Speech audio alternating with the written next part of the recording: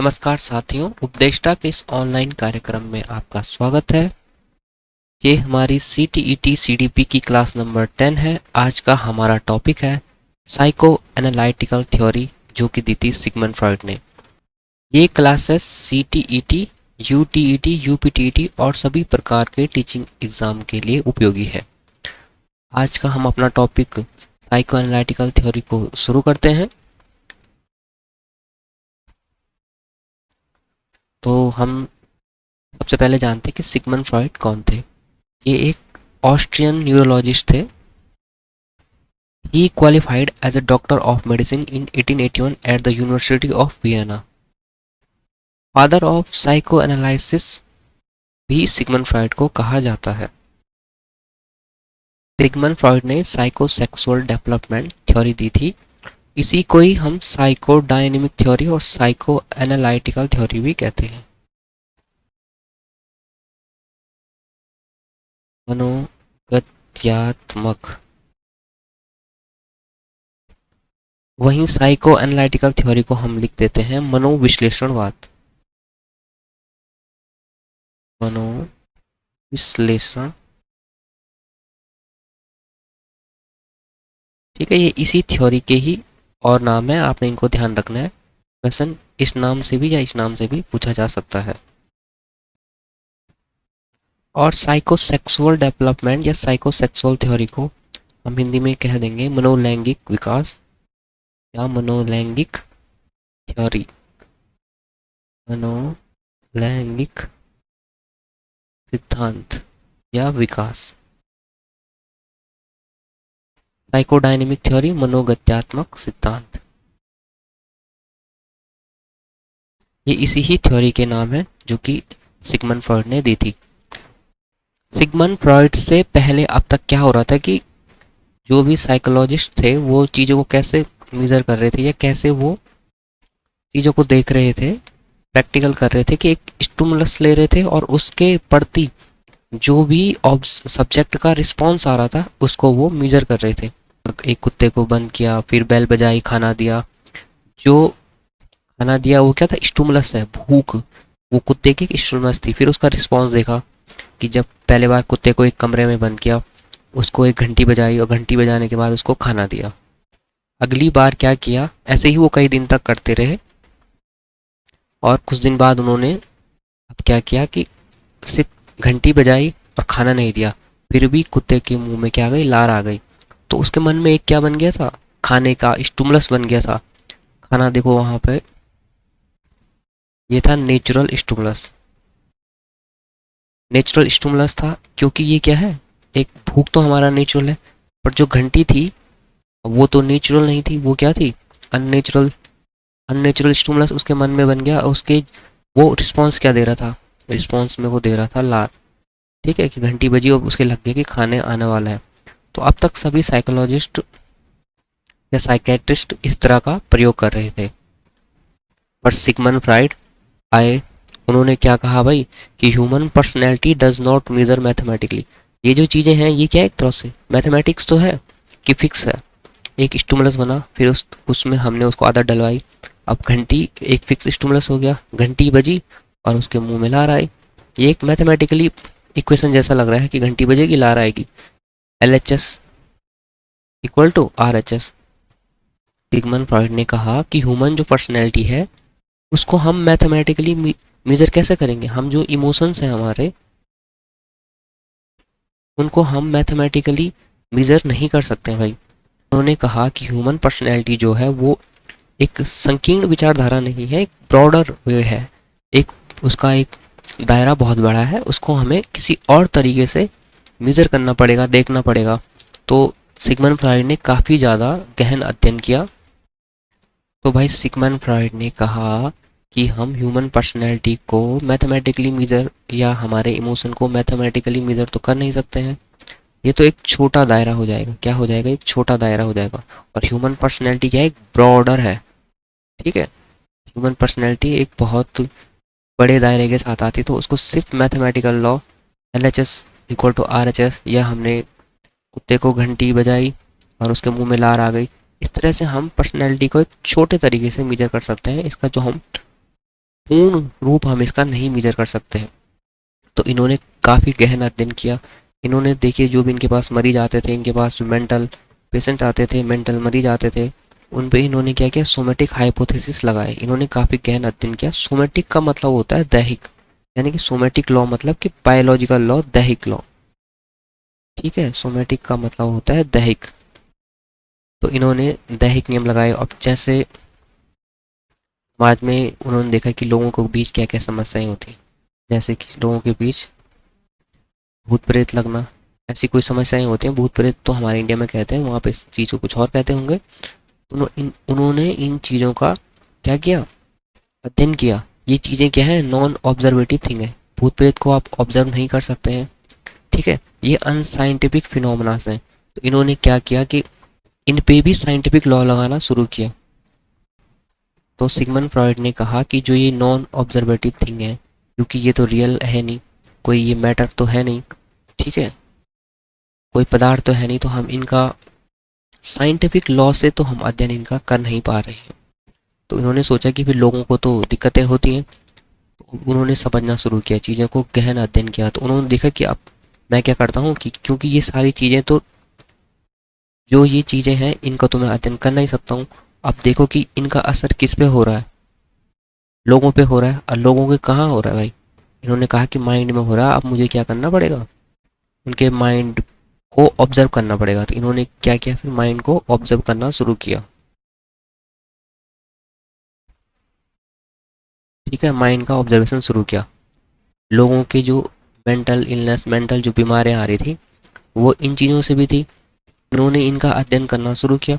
पर इन पे कौन से लॉ लगाएंगे, अब कैसे इनको जानेंगे, क्योंकि ये तो नॉन ऑब्जर्वेटिव थिंग है, अनसाइंटिफिक फिनोमिनाज हैं। इन्होंने क्या किया कि अब मैं लोगों की स्टडी करता हूँ। अब लोगों की स्टडी भी इन्होंने देखा कि अब स्पेसिफिक मुझे इनके माइंड को क्या करना पड़ेगा, ऑब्जर्व करने पड़ेगा। इन्होंने क्या कहा भाई कि somatic law, biological law does not solve psychological phenomena. तो इन्होंने कहा कि जो भी बायोलॉजिकल के लॉ हैं, ठीक है, जो भी दैहिक नियम हैं, जो नियम हमारे शरीर पे लागू हो रहे हैं, शरीर पे लागू हो रहे हैं मतलब कि जैसे कि हम कोई बीमारी हो गई उसकी दवाई खा देती है, इस तरह के लॉ जो है साइकोलॉजिकल फिनोमेना या अनसाइंटिफिक फिनोमेना इस पे क्या होंगे, लागू नहीं होंगे भाई। इन्होंने माइंड का ऑब्जर्व किया। इन्होंने भाई माइंड के बारे में कई सारी चीज़ें बताई। दरअसल इन्होंने एनर्जीज की बात की कि इन्होंने कहा कि जैसे आपने देखा होगा कि आम है, ठीक है, और एक है नीम। तो आम भाई मीठा क्यों हो रहा है, और जो नीम का पेड़ है वो कड़वा क्यों हो रहा है। तो इन्होंने बताया कि इनमें क्या है, साइको केमिकल एनर्जी है। ठीक है, और जब साइको केमिकल एनर्जी है, अब हमने उसको खा दिया, वो क्या हो गई, कन्वर्ट, केमिकल एनर्जी में कन्वर्ट हो गया। ठीक है, इससे हमको क्या कार्बोहाइड्रेट मिला या हमको प्रोटीन मिला। ठीक है, वो हो गई केमिकल एनर्जी। अब वही केमिकल एनर्जी अब किस में टूटेगी, ग्लूकोज में टूटेगी, C6H12O6। तो ये अब बायोलॉजिक, तो ये अब किस में कन्वर्ट हो चुकी है, बायोकेमिकल एनर्जी में कन्वर्ट हो चुकी है। अब इसको हमने खाया, वही एनर्जी अब हमारी मेंटल एनर्जी में क्या हो जाएगी, मेंटल एनर्जी में कन्वर्ट हो जाएगी। ठीक है, तो अब मेंटल इलनेस जहाँ पे है, जैसे कि आत्मा है, ठीक है, भूत प्रेत है, तो इन्होंने कहा कि ये सब चीज़ें नहीं होती हैं, वही एनर्जी कन्वर्ट हो रही है, वो एक साइकोलॉजिकल या साइकोलॉजिकल एनर्जी है, वो कन्वर्ट हो जा रही है। इंसान उन चीज़ों को अपने माइंड में क्रिएट कर रहा है। ये चीज़ें क्या है, रियल नहीं है, ये इंसान साइकोलॉजिकली अपने माइंड में बना रहा है। अब कहाँ बना रहा है, इन्होंने आगे बात की।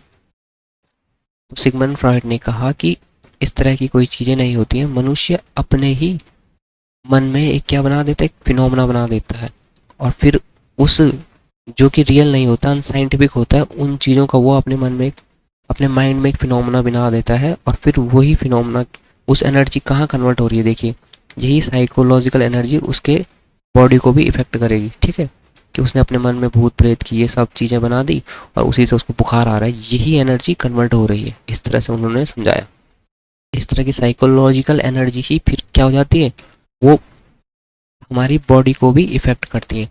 कि जैसे किसी ने अपने माइंड में भूत प्रेत की ये धारणा बना ली और उसी से ही उसको अब क्या कर रहा है, वो अपनी साइकोलॉजिकल एनर्जी को ही अपनी बायोकेमिकल एनर्जी में कन्वर्ट कर रहा है इंसान, और उसी से ही उसको बुखार आदि इलनेस आ रहे हैं, आगे मेंटल प्रॉब्लम्स आ रही हैं। इन्होंने कहा, उन्होंने देखा कि इस तरह के लोग जो मैजिक करते हैं, लोगों का समस्याएं सॉल्व कर रहे हैं, वो क्या कर रहे हैं कि उनके कॉन्शियस माइंड को कंट्रोल कर रहे हैं, उनके चेतन मन को कंट्रोल कर रहे हैं, रिलैक्स कर रहे हैं, उनको एक रिलैक्स की कंडीशन में ले जा रहे हैं, उनको एक स्लीपिंग पैटर्न की तरफ ले जा रहे हैं, उनको एक तरह से स्लीप की अवस्था में ले जा रहे हैं, और फिर उनके अचेतन मन से जुड़ रहे हैं, और उनके अचेतन मन से जुड़ने के बाद उनकी समस्याएं जान रहे हैं कि इस व्यक्ति को क्या हुआ है। जैसे वो व्यक्ति अब बताएगा कि भाई मुझे, मैं ये भूत हूँ, मैं ये हूँ, ये चीज़ें, ये एक साइकोलॉजिकल फिनोमेना, रियल ऐसा कुछ है नहीं।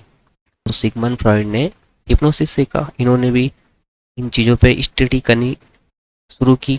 देखिए सिगमंड फ्रॉइड साइंटिफिक थे, शुरू से लेकर लास्ट तक वो साइंटिफिक ही रहे, ठीक है। उन्होंने ये सारी चीज़ें सीखी साइंटिफिक तरीके से। हिप्नोसिस को उन्होंने सीखा, प्रयोग भी किया, फिर उन्होंने इसको छोड़ दिया। क्यों छोड़ा? क्योंकि उन्होंने बोला भाई कि जो हिप्नोसिस है वो केवल क्या, रोग जानने में सहायक है। हिप्नोसिस से आप क्या कर सकते हैं, किसी व्यक्ति का रोग जान सकते हैं, उसका उपचार नहीं कर सकते हैं, उसका उपचार नहीं कर सकते हैं। और कभी कभी क्या हो जाता है कि उसका रोग और बढ़ जाता है। रोग मतलब क्या है कि यही भूत प्रेत वाली सारी चीज़ें। तो उन्होंने एक और चीज़ कही कि जो स्ट्रॉन्ग पर्सनैलिटीज़ होती हैं, स्ट्रॉन्ग पर्सनैलिटी,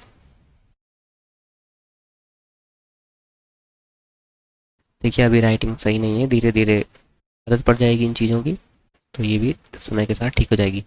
तो सिगमंड फ्रॉइड ने कहा भाई कि स्ट्रॉन्ग पर्सनैलिटीज जो होती है ना, वो हिप्नोसिस नहीं हो सकती। जो व्यक्ति जल्दी किसी के झांसे में नहीं आते हैं, तो वो हिप्नोटाइज नहीं हो पाएंगे, और अगर वो हिप्नोटाइज ही नहीं हो पाएंगे तो इस तरह के व्यक्तियों का इलाज हम कैसे करेंगे, ठीक है।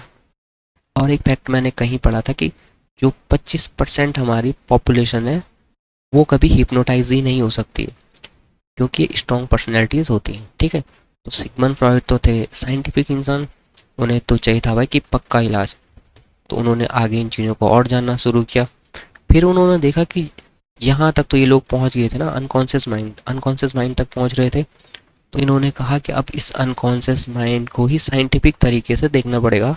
अब उन्होंने कहा कि आगे अब इसी पे ही स्टडी करनी पड़ेगी, इस अनकॉन्शियस माइंड से ही हमें ह्यूमन पर्सनैलिटी का पता चलेगा। तो सिगमंड फ्रॉइड ने अनकॉन्शियस माइंड के बारे में कहा कि ये क्या है, the key to human behaviour, key human behaviour को जानने के लिए एक चाबी है। इन्होंने ड्रीम एनालिसिस पे एक किताब भी लिखी जिसका नाम था द इंटरप्रिटेशन ऑफ ड्रीम्स। 1899 में इन्होंने ये बुक लिखी। इसमें इन्होंने ड्रीम एनालिसिस की बात की, अनकॉन्शियस माइंड की बात की। इन्होंने कहा कि the interpretation of dream is the royal road of A knowledge of the conscious activities of the mind. Mind के अनकॉन्शियस एक्टिविटी के थ्रू, अनकॉन्शियस माइंड के थ्रू हम क्या जान सकते हैं, ह्यूमन बिहेवियर को स्टडी कर सकते हैं। ह्यूमन बिहेवियर को हम क्या जान सकते हैं, कि व्यक्ति की पर्सनैलिटी कैसी है, कौन सी उसकी मेंटल इलनेस है, उन सब का हम इलाज भी कर सकते हैं। उन्होंने कहा भाई कि dream is royal road to unconscious, जो हमारे सपने हैं वही हमको अनकॉन्शियस माइंड के बारे में बता सकते हैं। ड्रीम इज रॉयल रोड, एक क्या है, रोड है सीधे जो हमको ले जाती है अनकॉन्शियस माइंड की तरफ। इन्होंने अनकॉन्शियस माइंड के बारे में कहा है भाई कि ये काफ़ी ज़्यादा पावरफुल है।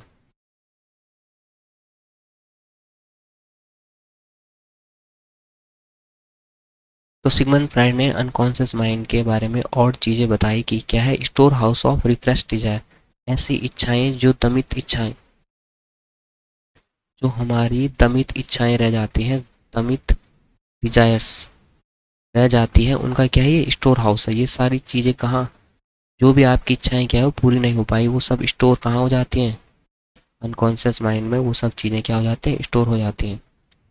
और अनकॉन्शियस माइंड की क्रिएटिविटी पावर बहुत ज़्यादा है, बहुत ज़्यादा क्रिएटिव होता है हमारा अनकॉन्शियस माइंड। और ने अनकॉन्शियस माइंड को क्रिएटिव इसलिए कहा क्योंकि इन्होंने देखा भाई कि मनुष्य जो ड्रीम बना रहा है, जो सपने बना रहा है, उसमें ऐसी ऐसी चीज़ों को वो निर्माण कर दे रहा है जो उसने अब तक पहले कभी देखी नहीं, ठीक है। तो अनकॉन्शियस माइंड बहुत ज़्यादा क्या होता है, क्रिएटिव होता है। आगे चलकर फ्रॉइड ने माइंड के 3 लेवल के बारे में बात की। उन्होंने कहा कि इसको उन्होंने अपनी एक आइसबर्ग थ्योरी दी। इसको कहते हैं आइसबर्ग थ्योरी। ठीक है। तो उन्होंने इसमें बताया कि जो हमारा माइंड होता है वो 3 लेवल में डिवाइडेड है। फर्स्ट है द कॉन्शियस माइंड, ठीक है, चेतन मन। उन्होंने कहा कि जो ये ऊपरी हिस्सा है जो काफ़ी कम अवस्था में दिखता है वो होता है हमारा चेतन मन। ठीक है। और जो बड़ा हिस्सा होता है जो कि अनडिस्कवर है, छुपा रहता है हमारे मन का, वो होता है प्री कॉन्शियस और अनकॉन्शियस माइंड। तो इन्होंने कहा जो हमारे मन का जो हिस्सा देख रहा है, जो व्यवहार हम कर रहे हैं, वो क्या है, चेतन है। और वो काफ़ी कम है। मेन हिस्सा या बड़ा हिस्सा कौन सा है, अनकॉन्शियस माइंड का है, अचेतन मन का है, जो कि आइसबर्ग की तरह क्या रहता है, पानी की जैसे पानी के अंदर छुपा हुआ है, वैसे ही ये मन हमारा छुपा हुआ रहता है। Store house of unfulfilled desire, वे सभी दमित इच्छाएं यहाँ क्या हो जाते हैं, स्टोर हो जाते हैं, जो हमारी पूरी नहीं हुई है। तो ज़्यादातर इसमें डिज़ायर होती है सेक्सुअल स्टोर। ठीक है। सभी तरह की होती हैं, ज़्यादातर यही पाई जाती हैं। जो भी उनके पास मरीज आए थे, उनके पास जो भी मेंटल इलनेस वाले व्यक्ति आए थे, तो फ्रॉइड ने देखा कि सब में क्या है, ज़्यादातर ऑफ द डिज़ायर कौन सी है, सेक्सुअल डिज़ायर ही उनमें क्या है, अनफुलफिल्ड डिज़ायर है, और वो स्टोर हो रखी है। ठीक है। यही चीज़ें आगे जाके प्रॉब्लम क्रिएट भी करती हैं। तो इस चीज़ों को समझने के लिए उन्होंने पे क्या की स्टडी की। देखिए, लोग सिगमंड फ्रॉइड का काफ़ी विरोध भी करते हैं। ठीक है, कि ये बहुत सेक्स की बातें करते हैं। पर देखिए, वो इन चीज़ों की तरफ नहीं गए थे। वो तो सिर्फ क्या चीज़ कर रहे थे, वो लोगों को समझना चाह रहे थे, लोगों की बीमारियों को समझना चाह रहे थे। तो उन्होंने ह्यूमन पर्सनैलिटी को देखिए ऑब्जर्व करना शुरू किया।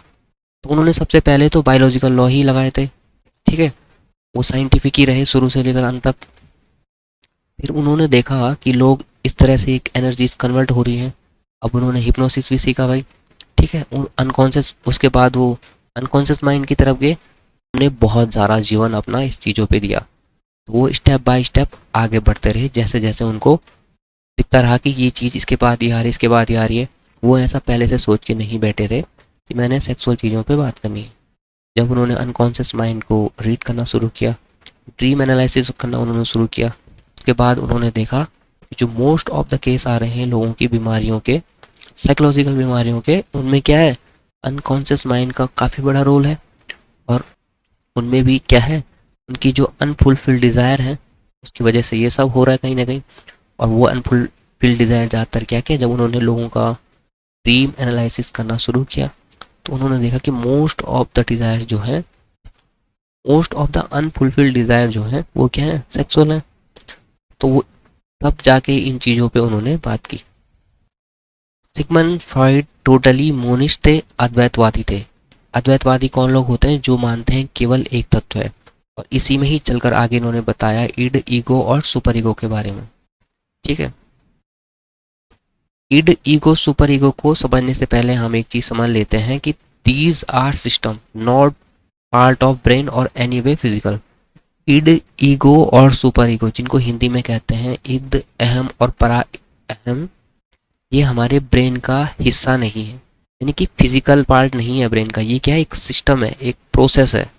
ठीक है। अब इड, इड क्या है, हमारी डिजायर्स हैं, हमारी इच्छाएं हैं। ये सुपर ईगो क्या है, ये हमारा नैतिक मन है। ठीक है। तो इड ने कहा भाई ये क्या है, जैसे एक तरह से इसको पशुता ही मान लीजिए, जो भी हमारी प्रिमिटिव, जो हमारी इच्छाएं थी, वही अभी चलकर हम में है। हमको जो प्रिमिटिव मानव था, उसको सिर्फ अपनी क्या करनी है, डिज़ायर फुलफिल करनी है। ठीक है। वो चीज़ हो गई इड। सुपर ईगो है हमारा नैतिक मन। ये बोलेगा नहीं कि ये चीज़ गलत है। इड ने माना कोई डिज़ायर उत्पन्न हुई, अब इसको ये चीज़ चाहिए। सुपर ईगो बोलेगा कि नहीं, ये चीज़ इस तरह से प्राप्त करनी गलत है। देखो भाई, सोसाइटी है, नैतिकता, ये नैतिकता के खिलाफ है। अब इन दोनों के बीच हो चुकी है लड़ाई, द्वंद्व, कॉन्फ्लिक्ट उत्पन्न हो चुका है। जहाँ पे जाके इस कॉन्फ्लिक्ट में समझौता होगा, वो चीज़ है ईगो, यानी कि अहम। हम कैसे हैं, ये ईगो ही है। हमारे इड ने कोई इच्छा जागृत की, हमारे नैतिक मन ने बताया भाई कि ये चीज़ गलत है, ऐसा है। तो जहाँ पे जाके ये समझौता हुआ इन चीज़ों में, वो चीज़ है ईगो। ठीक है। आगे हम इनको डिटेल में समझेंगे। ईड क्या है? हमारी डिजायर्स हैं, जो हमारी भूख प्यास सेक्स की इच्छाएं हैं, वो सब ईड है। बड़ा अहम है हमारा, यानी कि सुपर ईगो है हमारा नैतिक मन, ठीक है, मॉरल माइंड। और जहाँ पे इन दोनों के बीच समझौता हो जाता है वो है हमारा सोसाइटी से ड्रिवन, यानी कि ईगो। आगे अब हम इनको डिटेल में देखते हैं। ईड को देखेंगे, primitive and instinctive component of personality. ये क्या है? पुरातन पशुता जो हमें थी, वो कंपोनेंट है पर्सनैलिटी का। इंस्टिंक्टिव मतलब तुरंत, जो चीज़ चाहिए तो चाहिए, अभी जो मन में आया, इड ने बोला कि, इड ने खाना देखा और इड ने कहा कि मुझे ये चाहिए, तुरंत चाहिए, ठीक है, तो ये है id. All the inherited component, जो भी हमने अपने माता पिता से इनहेरिटेड किया है, अनुवांशिक रूप से जो भी हमें कंपोनेंट मिले हैं, वो सब क्या है? इड है। इड बर्थ से ही शुरू हो जाता है, हमारे जन्म के समय से ही हमें इड होता है। और ये क्या है? बायोलॉजिकल रूप में हमको, बायोलॉजिकल कंपोनेंट है इड, जो कि हमको मिलता है अपने माता पिता से, अपने पूर्वजों से। इम्पल्सिव है, ये आवेग, इम्पल्सिव का मतलब होता है आवेग। कोई इच्छा आती है, आवेग में आती है कि चाहिए और अभी चाहिए। अनकॉन्शियस है, अचेतन है, कोई इंटेलिजेंस इड के पास नहीं है, कोई सोच विचार करने की क्षमता इड के पास नहीं है, उसको बस इच्छा आई और उसको वो चाहिए। बेसिक अर्जेस, नीड और डिज़ायर्स, ठीक है, जैसे कि भूख प्यास सेक्स, ये चीज़ें हैं id. Personality of the new born child is आएगा यहाँ पे ऑल इड। जो भी एक नया बच्चा पैदा हो रखा है, उसकी पर्सनैलिटी में जो जो कंपोनेंट है नवजात बच्चे के, वो सब क्या है? इड है। सिगमंड फ्रॉइड ने तो बच्चों को ये भी कहा कि फुल ऑफ डिज़ायर हैं बच्चे भाई। तो जैसे धार्मिक लोग कहते थे या अभी भी कहते हैं कि जो बच्चा है वो भगवान का रूप है, तो सिगमंड फ्रॉइड ने कहा भाई कि नहीं, बच्चा तो है पूरा इड से ड्रिवन, वो एक पैकेट है डिजायर्स का, bundle of desires, bundle of sex, bundle of basic urges, bundle of needs, bundle of primitive impulsive instinctive desires. ठीक है, तो लोग उनसे इस बात से काफ़ी नाराज भी हुए, खैर छोड़िए। फीचर ऑफ इड हम देखते हैं, it operate within the unconscious mind. Id कहाँ से ड्रिवन होता है? अनकॉन्शियस माइंड से। यहाँ से देखिए, इड यहाँ से ड्रिवन होता है अनकॉन्शियस माइंड से, अचेतन मन से। Id not in touch the external world, id को एक्सटर्नल वर्ल्ड से कोई फर्क नहीं पड़ता है, ना ही वो इससे प्रभावित होता है। इड है इच्छाएं, ये नवजात बच्चा, ये है इड। कोई चीज़ चाहिए तो चाहिए, तुरंत चाहिए, कोई सोच विचार नहीं। Does not change with time और एक्सपीरियंस, हमारा इड जीवन पर्यंत रहता है, वो ना टाइम के साथ चेंज होता है, ना आपके अनुभवों के साथ चेंज होगा, इड इड ही है। Id not affected by logic everyday world, id तो ना किसी तरह के तर्क से प्रभावित होता है, ना कि हम हमारे जीवन में कि परिवर्तन हो गया, आप किसी समाज से दूसरे समाज में चले गए, इड वैसे का वैसे ही रहेगा जीवन पर्यंत, जैसे कि पैदा होते टाइम था। इड केवल और केवल प्लीजर प्रिंसिपल पे काम करता है, उसको चाहिए सुख, सुख और सुख। इड प्रीमिटिव है, प्रीमिटिव से क्या मतलब? प्राचीन है, इलॉजिकल है, इरेशनल है, अतार्किक है, इरेशनल है और फैंटेसी ओरिएंटेड है, ठीक है। इड है केवल हमारी डिजायर को फुलफिल करना, इड है डिजायर, इच्छाएं, वो पैदा होते टाइम थी, मरते टाइम तक रहेंगी, ना टाइम के साथ चेंज होगी, ना एक्सपीरियंस के साथ चेंज होगी, ना तो कोई लॉजिक लगाएंगी और ना ही किसी भी सोसाइटी में किसी भी रूल के अकॉर्डिंग चेंज होगी। एक्सटर्नल वर्ल्ड का ईड पे कोई इफेक्ट नहीं पड़ता है, ईड केवल है प्लीजर प्रिंसिपल पे ऑपरेट होता है, सुख को देखता है, ठीक है। अब आते हैं ईगो। ईड जो हमने अभी बताया था कि ये क्या होता है, बचपन से होता है ईड, ठीक है। At the time of birth id start है। ईगो ये इन्फेंसी यानी कि शैशवावस्था में विकसित होता है। पार्ट ऑफ ईड, ये ईड का ही पार्ट है ego, which has been modified by the direct influence of external world, वो वाला हिस्सा जिस जो एक्सटर्नल वर्ल्ड से प्रभावित होता है ईड का वो पार्ट जो एक्सटर्नल वर्ल्ड से प्रभावित होता है उसको कहते हैं ego. Decision making component of personality. Id के पास क्या है? इंटेलिजेंस है। सॉरी, ईगो के पास क्या है? इंटेलिजेंस है। ईड के पास नो इंटेलिजेंस, वो सोचता विचारता नहीं है, ना ही वो चेंज होता है। ईगो क्या है? इसके पास इंटेलिजेंस है। डिसीजन मेकिंग कंपोनेंट है हमारी पर्सनैलिटी का। ईगो क्या क्या कंसीडर करेगा जब कोई काम करेगा? सोशल रियलिटीज़ को देखेगा। ईड क्या है? वो किसी को नहीं देखता है, इच्छा आई उसको वो पूर्ण करनी है, करनी है, करनी है, उसको वो चाहिए। भले वो इच्छा पूरी करने का काम ईगो करता है, इसको हम आगे समझेंगे। तो ईगो देखो सोशल रियलिटीज़ को कंसीडर करेगा, देखेगा। सोशल नॉर्म्स क्या क्या हैं, एटिक्वेट क्या है, सोसाइटी के शिष्टाचार क्या है, नियम क्या है, इन सब चीज़ों को ध्यान में रख के वो काम करता है।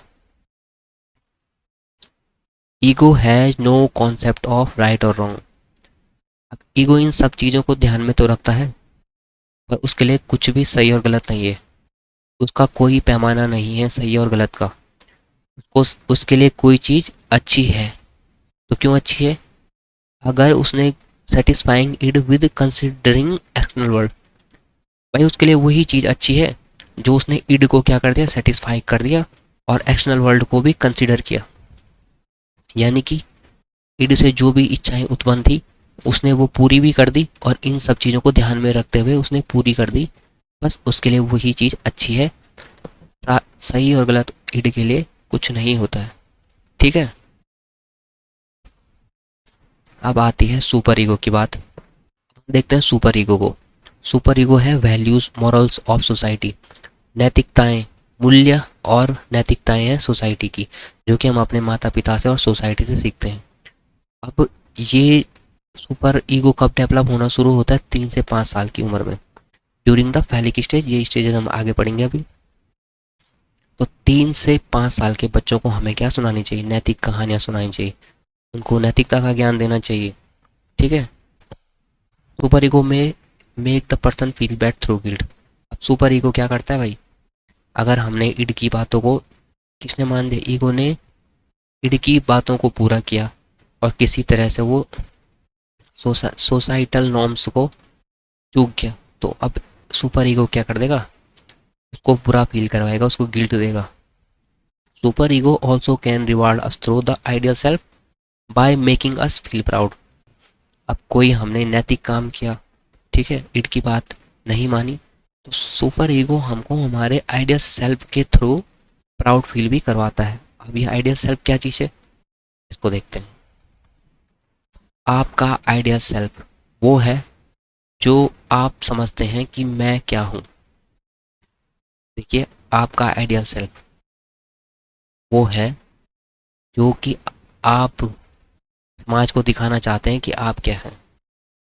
जो आप रियल में हैं वो नहीं। देखिए, जैसे कि आप रियल में चाहे कुछ भी हो, आप अपने लिए एक स्टैंडर्ड तय करते हैं ना कि मैं इस तरह का इंसान हूँ। आप समाज को दिखाना चाहते हैं कि मैं एक ऐसा इंसान हूँ, मैं ऐसा इंसान हूँ, मैं अच्छा इंसान हूँ, मेरे में ये क्वालिटीज़ है, चाहे वो आप में हो भी ना। जो आप दिखाना चाह रहे हो समाज को, वो है आपका आइडियल सेल्फ। ठीक है। इड, ईगो और सुपर ईगो को हम इस तरह से भी समझ सकते हैं कि एक है राजा, ठीक है, एक है उसका वजीर, और एक है राजपुरोहित।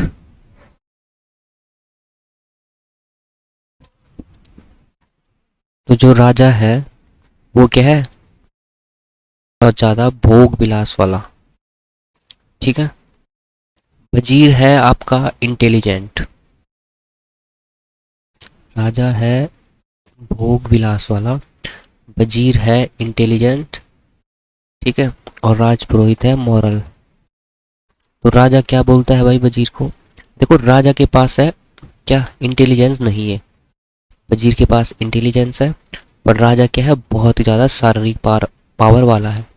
तो राजा हम यहाँ पे इंगित कर रहे हैं इड को, वजीर कर रहे हैं हम इंगित ईगो को, और राजपुरोहित हम इंगित कर रहे हैं सुपर ईगो को। तो इस कहानी को थोड़ा आगे बढ़ाते हैं। तो राजा है भाई भोगविलासी, वो भी जो चीज़ देखता है वो अपने वजीर को बोलता है कि मुझे ये चीज़ चाहिए भाई। ठीक है। राजा के पास चूंकि इंटेलिजेंस नहीं है तो वो प्लान नहीं बना सकता है कि ये चीज़ मैं कैसे पाऊँ। तो वो अपनी इच्छा को जागृत करता है और वजीर को कहता है कि भाई मुझे ये चीज़ चाहिए। वजीर के पास है इंटेलिजेंस, तो वजीर क्या करता है, अब ईड की इच्छा पूरी करने के लिए प्लानिंग करता है। राजपुरोहित का भी वजीर को ध्यान रखना पड़ता है क्योंकि राजपुरोहित उसको राजा की गलत आदतों के लिए, ईड यानी ईड राजा, राजा के गलत इच्छाओं की पूर्ति के लिए उसको क्या करता है, गिल्ट से भर देता है, ग्लानि उसको देता है। तो वजीर क्या करता है, ईड की इच्छाएं पूरी करने के लिए अपनी इंटेलिजेंस का यूज करता है और उसके लिए प्लानिंग करता है, डिसीजन मेकिंग करता है, और वो क्या है, राजपुरोहित के नियमों का भी ध्यान रखता है। अब कभी कभी क्या होता है कि ईड बहुत शक्तिशाली होता है, तो वो बोलता है कि मुझे ये चीज़ चाहिए ही चाहिए भाई। अब तो अब वजीर क्या करता है कि ईड की इच्छाओं को पूरी करने के लिए सोचता है, प्लानिंग करता है कि कैसे मैं मॉरली उन चीज़ों को जस्टिफाई कर पाऊँ। जैसे कि ईड बोलेगा कि मुझे भांग पीनी है, राजपुरोहित बोलेगा कि नहीं, किसी भी तरह का नशा गलत चीज़ है। अब जो हमारा वजीर है यानी कि जो हमारा ईगो है वो दिमाग लगाएगा, वो बहुत ही ज़्यादा चतुर है, तो वो उन चीज़ों को नैतिक नियमों से फिट करके चाहेगा कि राजा की इच्छा पूर्ति हो जाए। तो वजीर अब प्लानिंग करेगा, वो देखेगा कि शिव जी भी भांग पीते थे, तो वो अब क्या बोलेगा कि देखो भाई, शिव जी पीते थे तो राजा को भी पी लेना चाहिए। तो इस तरह से वो मॉरली फिट कर रहा है चीज़ों को कि कैसे अगर नॉर्मल ही चीज़ें, जैसे राजा को मांस खाने की इच्छा हुई तो वजीर ने पूरी कर ली, पर राजा को कुछ ऐसी इच्छाएं हुई कि जो कि अनैतिक है। अगर सीधे सीधे कोई इच्छा पूरी नहीं हो पा रही है तो वजीर यानी कि ईगो प्लानिंग करता है कि कैसे उन्हें हम मॉरली फिट करा जाए। जैसे कि आज भी कई सारे लोग होते हैं जो कि सिस्टम में लूप होल्स ढूंढते हैं कि ये नियम कानूनों में लूप होल्स हैं तो गलत भी ना हो और गलत काम भी कर दिया जाए। तो ये काम होता है ईगो का। मैंने ये बताया था आपको कि ये सिस्टम है not a part of brain. ऐसा नहीं है कि कोई क्रिमिनल है तो आप सोचो कि उसका ये ईड वाला पार्ट हम हटा देते हैं। ये ब्रेन का एक सिस्टम है, ये कोई फिजिकल नहीं है, ब्रेन का पार्ट नहीं है, ये ब्रेन का एक सिस्टम है, प्रोसेस है।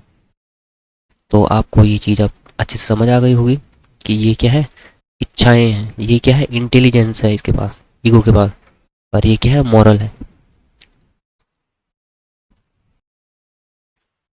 आगे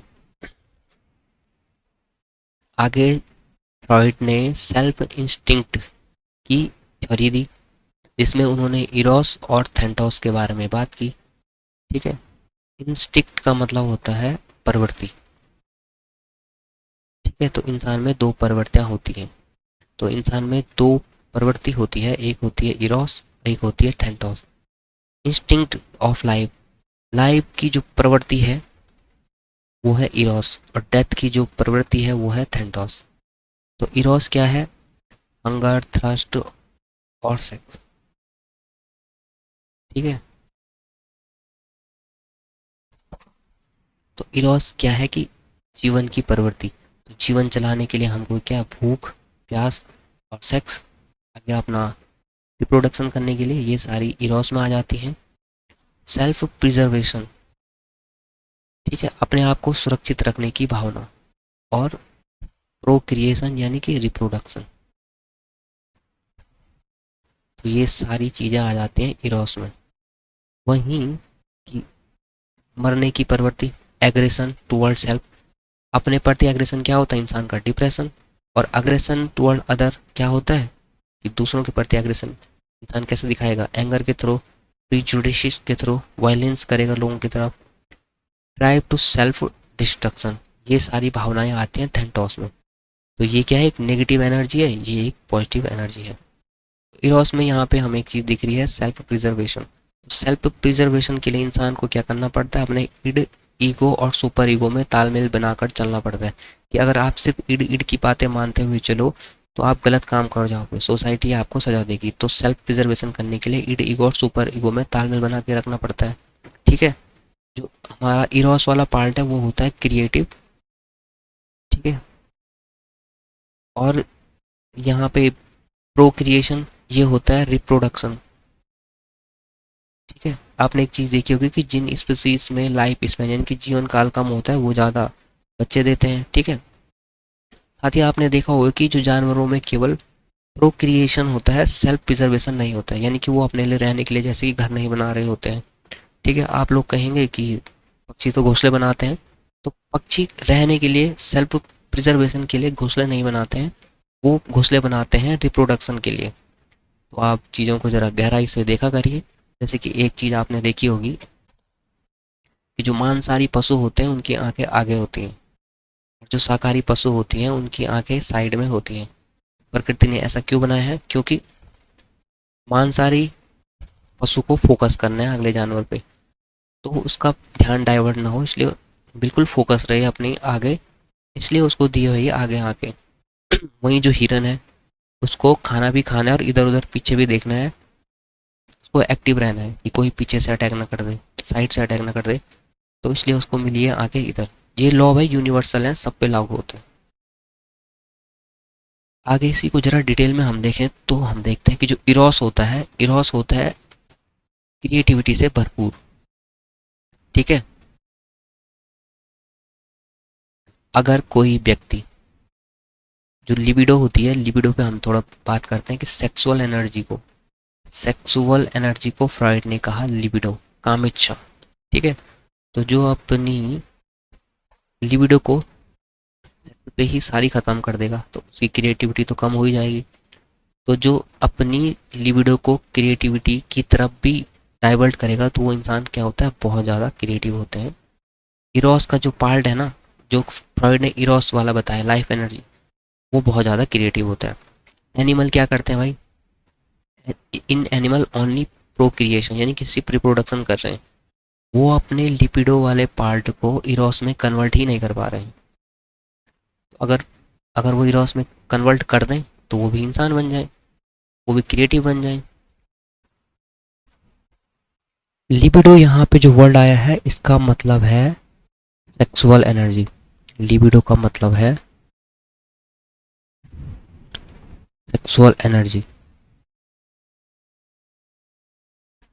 हिंदी में हम इसे काम इच्छा कह सकते हैं।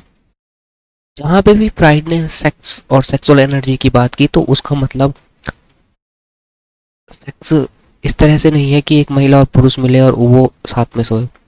सेक्सुअल एनर्जी और सेक्सुअल की जहाँ पे, सेक्स की जहाँ पे बात हुई है, वो देखिए जो बच्चे की स्टेजेस है, ईगो को, ईड को सेटिस्फाई करना, जो भी प्लीजर है उसके, वो सब सेक्सुअल एनर्जी का हिस्सा है। इस तरह से आप उसको समझिए। ठीक है। तो लिबिडो को इन्होंने सेक्सुअल एनर्जी कहा। समाज में इस चीज़ को, समाज में इस चीज़ का काफ़ी विद्रोह हुआ। तो फिर फ्राइड के शिष्यों ने इसको क्या कहना शुरू किया कि हम इसको सेक्सुअल एनर्जी ना कह के प्लीजर, प्लीजर एनर्जी कहेंगे। प्लीजर से मतलब सुख। ठीक है। चीज़ दोनों एक ही है, बस समझने का तरीका अलग अलग है। तो जब फ्रॉइड का समाज में काफ़ी विद्रोह हुआ उस समय, तो बाद में उनके शिष्यों ने लिबिडो को क्या कहा भाई कि प्लीजर एनर्जी है, तो आपकी मर्जी है, आप इसको सेक्सुअल एनर्जी कहें या प्लीजर एनर्जी कहें, बात दोनों एक ही है। आगे अब हम देखते हैं कि ये सब चीज़ें तो हमने पढ़ी, पढ़ी तो पढ़ी। तो ये है कि Freud stage of psycho sexual development. तो उन्होंने काफ़ी डिटेल से बात की, कुछ सारे बहुत सारे कॉन्सेप्ट इन्होंने इसमें दिए। उनका समाज में विरोध हुआ, उस समय के समाज में उनका विरोध हुआ, धार्मिक लोगों ने उनका विरोध किया। हालांकि सिगमंड फ्रॉइड शुरू से लेकर अंत तक साइंटिफिक ही रहे, उन्होंने थीसिस के आधार पर ही निर्णय लिए, कोई अपने मनगढ़ंत कहानियाँ उन्होंने नहीं बताई, अपनी कोई फिलॉसफी नहीं बताई, सब उन्होंने साइंटिफिक तरीके से बताया। अब हम देखेंगे कि हम जो इतनी सारी चीज़ें देख रहे हैं, पढ़ रहे हैं, इनका शिक्षा जगत में क्या उपयोग है। तो फ्रॉइड ने साइकोसेक्सुअल डेवलपमेंट की 5 स्टेजेस थी। ठीक है, तो जल्दी जल्दी जरा इन पे एक नज़र मारते हैं। पहली स्टेज है ओरल स्टेज, 0 से 1 साल। 0 का मतलब है कि बर्थ, जिस दिन पैदा हुए उससे 1 साल तक। तो इसमें फोकस ऑफ लिबिडो, यानी कि जो प्लीजर का जो फोकस है, बॉडी का कौन से पार्ट से वो प्लीजर लेगा, माउथ, ठीक है, टंग यानी कि जीभ, और लिप से। बच्चे क्या करते हैं, ब्रेस्ट फीडिंग करते हैं।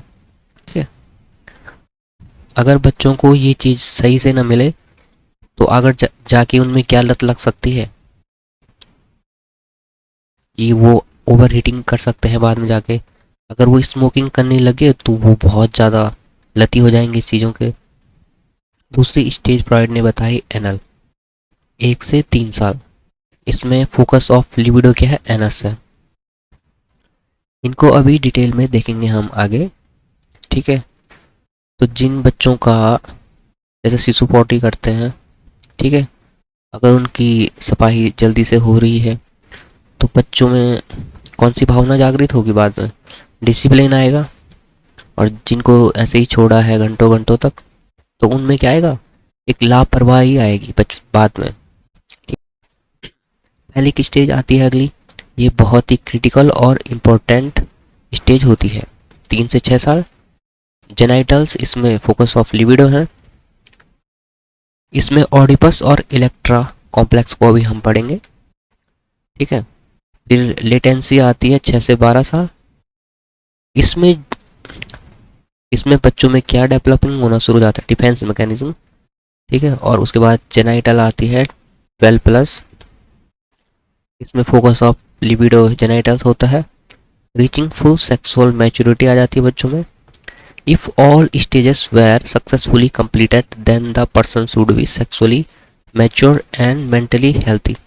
अगर यहाँ से बच्चे के जो भी डेवलपमेंट के स्टेजेस थे सही से अगर वो हो जाते हैं तो बच्चा क्या हो जाएगा, सेक्सुअली मैच्योर पर्सन बनेगा और मेंटली हेल्थी पर्सन बनेगा और समाज के लिए अच्छे अच्छे काम करेगा। तो आगे बढ़ते हैं, थोड़ा इनको डिटेल में देख लेते हैं। तो पहली स्टेज है ओरल स्टेज, यानी कि 0 से 1 साल। 0 से क्या मतलब है कि बर्थ के समय, ठीक है, at the time of birth. तो इसमें अभी हमने देख ही लिया कि फोकस माउथ है, इसमें बच्चा सकिंग, बाइटिंग और ब्रेस्ट फीडिंग करता है। की पॉइंट क्या है कि babies get pleasure from oral activities. जो बच्चे सुख प्राप्त करते हैं वो ओरल एक्टिविटी से, मुंह से प्लीजर प्राप्त करते हैं। इफ नॉट हैंडल्ड प्रॉपरली, अगर सही तरीके से हैंडल ना किया जाए तो a child might grow up to have problem like, तो बच्चों में क्या स्मोकिंग, ओवर ईटिंग की क्या प्रॉब्लम्स बाद में आएंगी। जो बर्थ होता है बच्चे का जब, तो जो बर्थ ट्रॉमा होता है वो क्या होती है, इंसान की प्राइमरी एंजाइटी होती है। ठीक है, फ्रॉइड ने बोला भाई कि जो सबसे पहले जो एंजाइटी हो रही है, जो प्राइमरी एंजाइटी इंसानों में होती है वो होती है बर्थ ट्रॉमा। ठीक है, तो बच्चे इस ट्रॉमा से, इस बर्थ ट्रॉमा से बच्चे बचने के लिए बच्चा क्या करता है, वो सोता है। बच्चा क्या करता है, सोता रहता है। हमने पढ़ा भी था कि इन्फेंसी में बच्चा 80% टाइम सोता है। क्यों सोता है, क्योंकि वो अपने बर्थ ट्रॉमा, अभी तक वो एक बिल्कुल गर्भ में था जब, तो एक बिल्कुल सेफ इन्वायरमेंट में था। अब उसको यहाँ गर्म है, ठंडा है, काफ़ी सारी चीज़ों के साथ सामंजस्य बिठाना पड़ता है। तो बर्थ ट्रॉमा है आपका प्राइमरी ट्रॉमा। इससे बचने के लिए बच्चा सोता है। जो मेडिटेशन का कॉन्सेप्ट है वो इसी पे आधारित है। तो जो मेडिटेशन की फिलॉसफी होती है वो यही होती है कि हम अपने मूल स्वभाव, हम अपने मूल में जा रहे हैं। ठीक है, तो यहीं से वो चीज़ें मेडिटेशन वाली निकल के आई हैं। इसी स्टेज में बच्चा, जो मदर होती हैं, उसको क्या समझता है कि नेचुरल ऑब्जेक्ट ऑफ सेटिस्फैक्शन है। तो फ्रॉइड ने आगे बताया कि जो बच्चे ऑरली सकिंग करते हैं, ठीक है, बहुत ज़्यादा, तो वो बच्चे क्या होते हैं कि मासूम टाइप के होते हैं, बाद में वो जल्दी से किसी के झांसे में आ जाते हैं। कुछ बच्चे करते हैं ओरल बाइटिंग, ठीक है, दांत से काटना। तो वो बच्चे बाद में जाके क्रिटिक बनते हैं, आलोचक बनते हैं। ठीक है, तो चलिए बढ़ते हैं अब अपनी दूसरी स्टेज पे, जो कि है एनल स्टेज, 1 से 3 साल की अवस्था। इसमें बच्चों को टॉयलेट ट्रेनिंग वगैरह दी जाती है। बच्चे अपने बॉडी के फंक्शंस को जानना इसमें लग जाता है। अगर इस एनल स्टेज में बच्चों की टॉयलेट ट्रेनिंग जो है अच्छे से होती है, ठीक है, तो बच्चों में क्या होता है उत्पन्न, ओवर डिसिप्लिन। ठीक है, अगर जैसे बच्चों ने पॉटी सीसू की और एकदम ही तुरंत साफ कर दी, तो वो बच्चे क्या होंगे आगे जाके, ओवर डिसिप्लिन होंगे, बहुत ही ज़्यादा अनुशासित होंगे। ठीक है, बहुत ज़्यादा अनुशासन भी जीवन के लिए अच्छा नहीं है। जिन बच्चों ने शिशु पॉटी की और उनको घंटों ऐसे ही छोड़ा रखा, तो वो बच्चे क्या होंगे, वो होंगे केयरलेस आगे जाके। ठीक है, तो अब हम बढ़ते हैं अपनी अगली स्टेज की तरफ, जो कि है फैलिक स्टेज। ये बहुत ही इम्पोर्टेंट स्टेज है और क्रिटिकल है। ठीक है, सुपर ईगो का डेवलपमेंट इसी स्टेज में होता है। अब तक बच्चा क्या था कि मदर डिपेंडेंट था, अब बच्चा धीरे धीरे अदर एक्टिविटीज़ में इन्वॉल्व होगा। फ्रॉइड ने इसी स्टेज में बताया कि बच्चे जो सप्रेम नार्सिज्म, उनमें इसी अवस्था में उत्पन्न होने लग जाता है। देखिए, कॉन्फ्लिक्ट होगा, उस कॉन्फ्लिक्ट से जिस हिसाब से वो उभरेंगे उस हिसाब से, सब में नहीं होगा, किसी किसी में होगा। इसी स्टेजेस में स्वार्थपन उनमें उत्पन्न हो जाएगा। और फ्रॉइड ने यहाँ तक कहा कि बच्चे फैलिक स्टेज में ही होमोसेक्सुअल बन जाते हैं, या उनमें वो गुण उत्पन्न होने शुरू हो जाते हैं। बस थोड़ा मैं आपको बता दूं कि जिन बच्चों को अलग थलग छोड़ दिया जाता है 3 से 6 साल में, उनका कोई ध्यान नहीं रखा जाता है, तो बच्चे क्या करने लग जाते हैं, अपने ही सेक्सुअल हार्मोन के साथ खेलना शुरू कर देते हैं। छोटे बच्चे, 3 से 6 साल के बच्चे, जिनको की कोई समझ नहीं है अभी इन चीज़ों की। तो जिन बच्चों का ध्यान नहीं रखा जाता है इस तरह से कि बिल्कुल ही छोड़े हैं दिन भर, तो उनमें अब एक गुण उत्पन्न हो सकता है, नार्सिज्म। या तो उनमें नार्सिज्म यानी कि स्वप्रेम की भावना उत्पन्न होगी, वो बहुत ज़्यादा स्वार्थी बन जाएंगे बाद में। और नार्सिसिस्ट जो पीपल्स होते हैं वो बहुत ही एक तरह से कहें कि खतरनाक लोग होते हैं, उनसे बिल्कुल बच के रहना चाहिए। और या वो होमोसेक्सुअलिटी की तरफ जा सकते हैं, ऐसा फ्रॉइड ने कहा है। उनका हालांकि बहुत आलोचनाएं हुई हैं। खैर, हम आगे बढ़ेंगे ऑडिपस कॉम्प्लेक्स की तरफ। तो फ्रॉइड ने इसी स्टेजेस में बताया कि ऑडिपस कॉम्प्लेक्स और इलेक्ट्रा कॉम्प्लेक्स का जो कॉन्फ्लिक्ट होता है वो होता है। ऑडिपस कॉम्प्लेक्स बॉयज़ में होता है, इलेक्ट्रा कॉम्प्लेक्स गर्ल्स में होता है। बॉयज़ में experience the Oedipus complex where the feel और desire for their mother and jealousy toward their father. Girls में एक्सपीरियंस द इलेक्ट्रा कॉम्प्लेक्स। दरअसल फ्रॉइड यहाँ पे कह रहे हैं कि जो मेल बच्चे होते हैं वो अपनी मदर की तरफ अट्रैक्ट होते हैं, और जो फीमेल बच्चे होते हैं वो अपने पिता की तरफ अट्रैक्ट होते हैं। देखिए, हर स्टेजेस में क्या हो रहा है कि एक कॉन्फ्लिक्ट हो रहा है, बच्चे उस कॉन्फ्लिक्ट से जिस तरह से उभरेंगे उस तरह की पर्सनैलिटी का निर्माण उनमें होगा। तो अब हम ऑडिपस कॉम्प्लेक्स की तरफ वापस आते हैं। फ्रॉइड ने बताया कि इस स्टेज में जो बच्चे हैं, यानी कि जो बॉयज़ हैं, मेल बच्चे हैं, उनमें एक द्वंद्व उत्पन्न होगा। द्वंद्व क्या होगा उत्पन्न, कि वो अपने पिता को एक प्रतिद्वंदी यानी राइवल की तरह देख सकते हैं। ठीक है, या तो वो अपने पिता को देख सकते हैं सेकेंडरी सोर्स ऑफ प्रोटेक्शन की तरह। तो जब ये द्वंद्व समाप्त हो जाएगा और इसका रिजॉल्व अगर ना हो पाया, तो बच्चे क्या होंगे, विद्रोही स्वभाव के होंगे। वो किसी ऑथोरिटी को मानेंगे नहीं, उसका सम्मान नहीं करेंगे। ठीक है, और वहीं अगर बच्चे इस द्वंद्व को सही से रिजॉल्व कर पाए, ठीक है, तो उनमें क्या भावना आएगी, उनमें भावना आएगी भाई कि जो फादर है हमारे, वो क्या है, हमारे सेकेंडरी सोर्स ऑफ प्रोटेक्शन है। ठीक है, तो जो फादर है वो है, बच्चे के मन में भावनाएं आएंगी। और ये भावनाएं क्यों आएंगी, क्योंकि वो देखेगा भाई कि खिलौने हैं, गिफ्ट है, खाना है, ये तो यही इंसान मेरे लिए ला रहा है, तो ये मतलब क्या, मेरा प्रतिद्वंदी नहीं है, ये क्या है, मेरा सेकेंडरी सोर्स ऑफ लव है। ठीक है, secondary source of biological protection है। ठीक है, कि यही तो मुझे बचा रहा है, खाना ला रहा है, और यही मेरा secondary source of ego development है। ठीक है,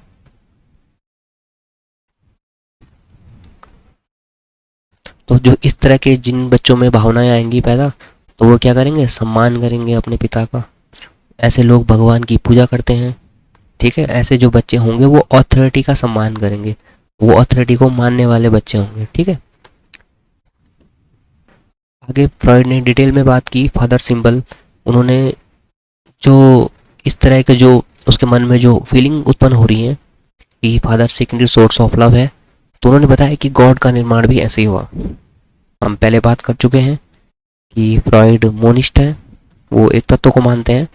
तो वो मान रहे हैं शायद कि जो गॉड है वो रियल नहीं है, इन द सेंस कि कोई फिजिकल पदार्थ नहीं है, वो क्या है, हमारे मन में है।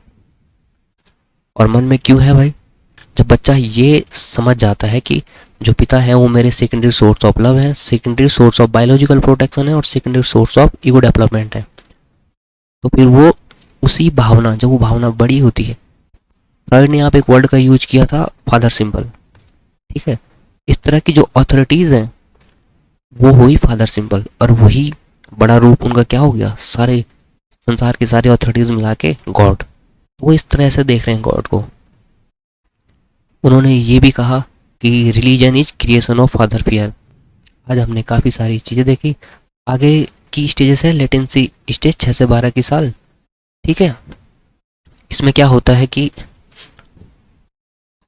डोरमेंट सेक्सुअल फीलिंग होती है, यानी कि सेक्सुअल फीलिंग इस अवस्था में गुप्त हो जाती है, दिखती नहीं है। ठीक है, इस अवस्था में बच्चा सोशल हो रहा होता है, इंटेलेक्चुअल का डेवलपमेंट कर रहा होता है, यानी 6 से 12 की एज जो है बच्चा नई नई चीज़ें सीख रहा होता है।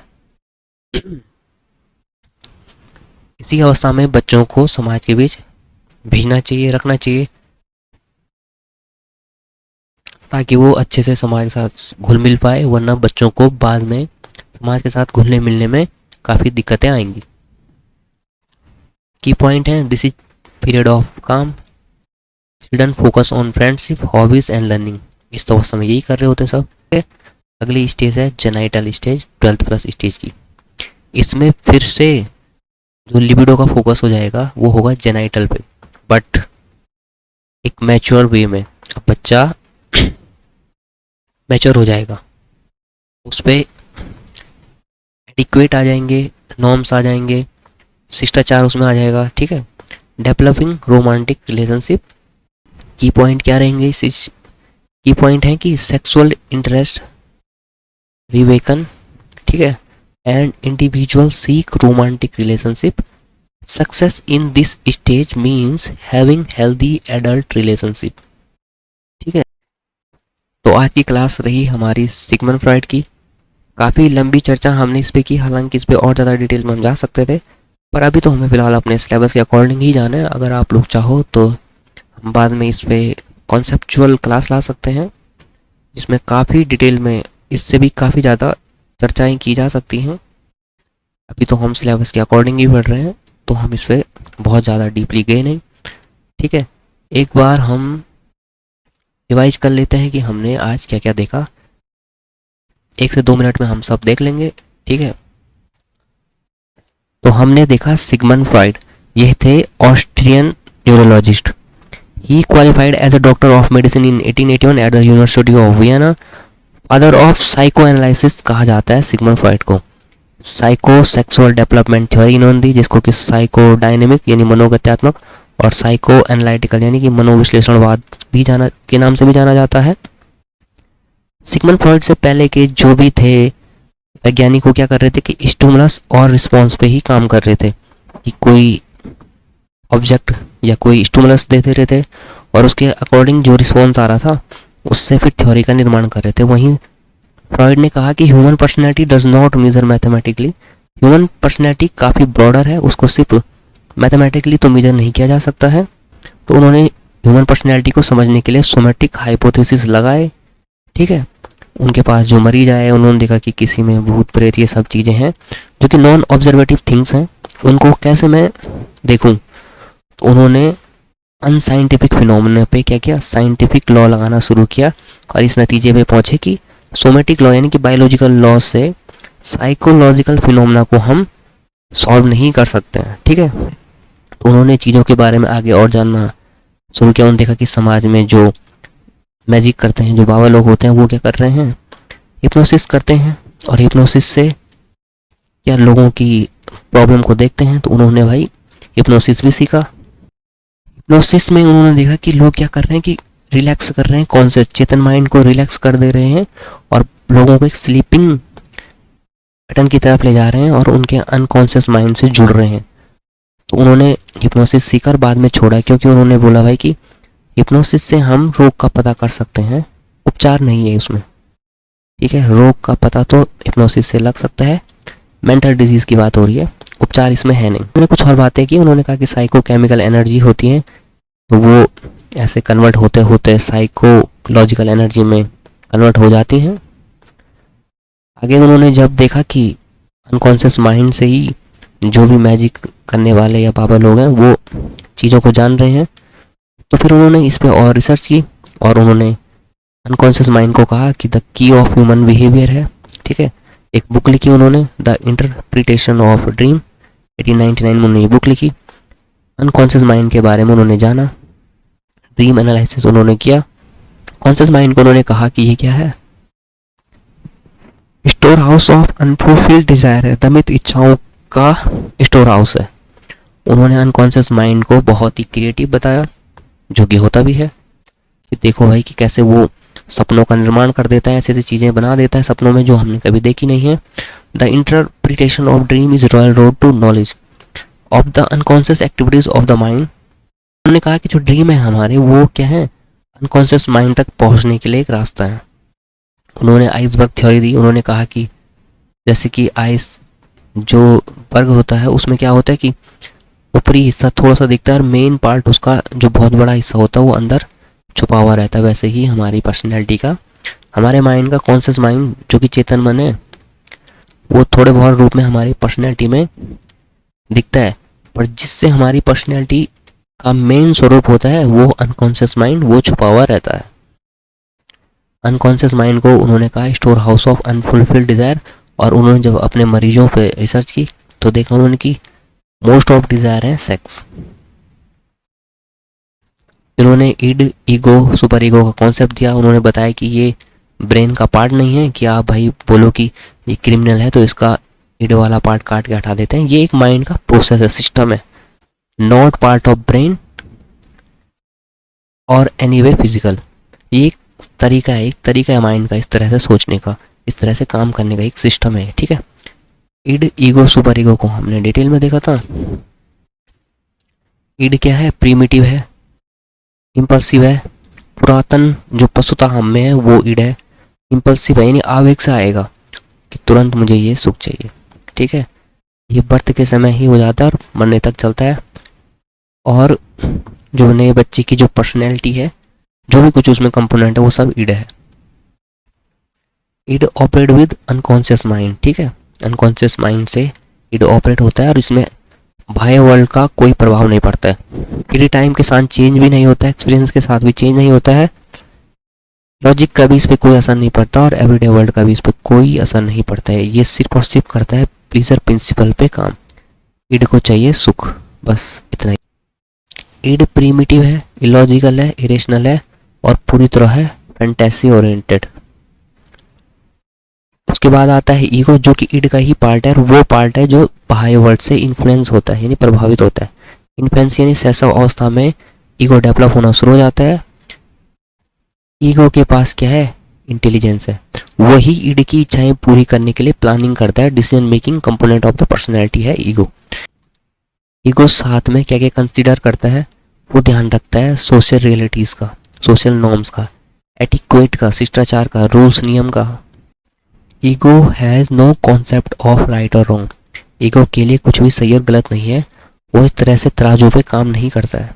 उसके लिए कुछ चीज़ अच्छी है तो सिर्फ इसलिए कि उसने ईड की इच्छाओं को सेटिस्फाई किया और साथ ही साथ इन चीज़ों का ध्यान रखा, साथ ही साथ सोशल समाज का भी ध्यान रखा और अपनी इच्छाएं भी पूरी कर दी। तो सामाजिक नियम कानूनों का ध्यान रखते हुए ईडी की इच्छा को पूरी कर दी, वही उसके लिए अच्छा है। सुपर ईगो क्या है? हमारा वैल्यूज है, हमारे मॉरल है, ठीक है, जो कि हमको अपने पेरेंट्स से, सोसाइटी से मिलता है। 3 से 5 साल की अवस्था में ये फैलिक स्टेज में डेवलप हो जाता है। सुपर ईगो हमको गिल्ट भी देता है और अगर हम सही काम करें तो हमें क्या करता है, फीलिंग प्राउड भी देता है।